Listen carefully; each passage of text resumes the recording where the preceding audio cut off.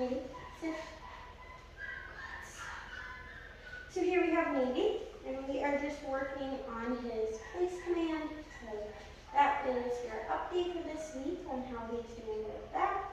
So to demonstrate, I am simply going to get his attention. Navy, ready?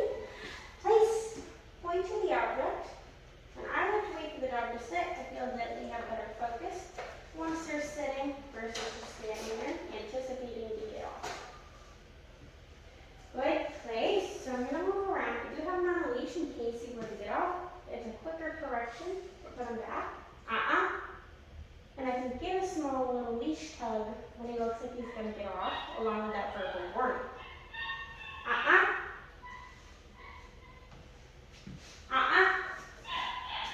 Place. Putting him right back on that object if he does go to step off, and restarting. Good place. Using a firm but positive tone when reaffirming with your positive marker word that what the dog is doing is correct. And now I'm going to release him, which is okay. Good boy, yes. Good job. Good boy. Maybe.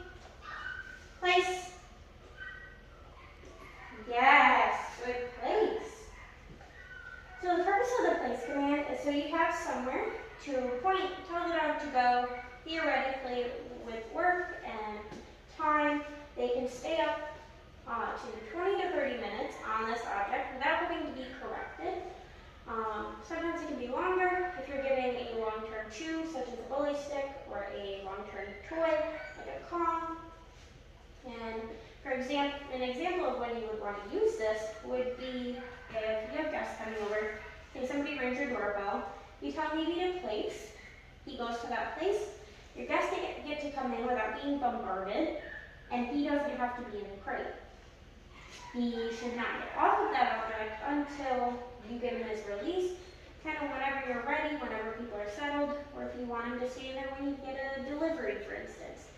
You know, there's a whole host of ways that you could use place. You can even use place while you're preparing his food and getting it ready, since he is a bit of a counter surfer, and we are working on that. But you can put him into a place, he has to stay there while you prep his food, you put it down, you release him, you can then even put him in for sit and tell him to wait before feeding him, and then give him okay for feeding. Whatever you'd like to do, but I feel that this is a really good foundational task to learn. As you can see, when staying close, Navy has no problem with settling down and relaxing. But because we're having a really good time with this, I'm going to drop the leash, take a couple steps back, and release. Okay, good boy. So good. So the key to building up time is not doing time and distance together. Same thing with distance. So if you're going to work on gaining distance, place. Yes, good place. You want to keep it short. So for instance, maybe place. I'm going to move quickly. Okay. Now I'm about level with the camera. Maybe. Good boy. But as you can see, I moved quickly. To build up time, maybe place. I want to stay closer, within at least a leash range. Good place. And I'm just going to stand here. Good boy. Move around a little bit. Good place. Make some noises with my boots. Good place. Good ways to add in distractions are just making noises and running around the place. Good place. Yes. Okay, good boy. As you can see, Navy's doing really well. So what we're going to try for the final one of the video is we're going to try and do a little bit of time with a little bit of distance. So Navy, place. Yes. Good place.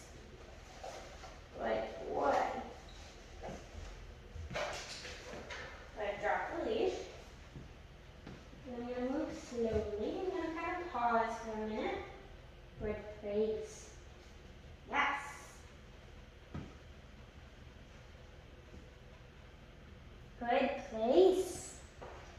Ah. Good place. So we're going to restart that. Place. You know we can do it. We've been working on this. Place. Good place. And kind of stand around for a minute and then we'll take a couple steps back. The goal is to get about level with the camera. Good place. And then be able to stand there for a minute and release them. Good place.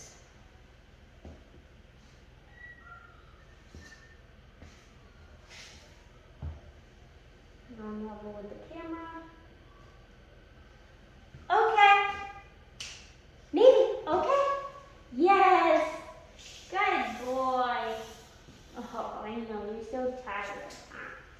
Good boy. As you can see though, Navy is doing really well with this. And I'm very happy with it. I feel that for you guys especially, with him being a counter surfer, we're working on that.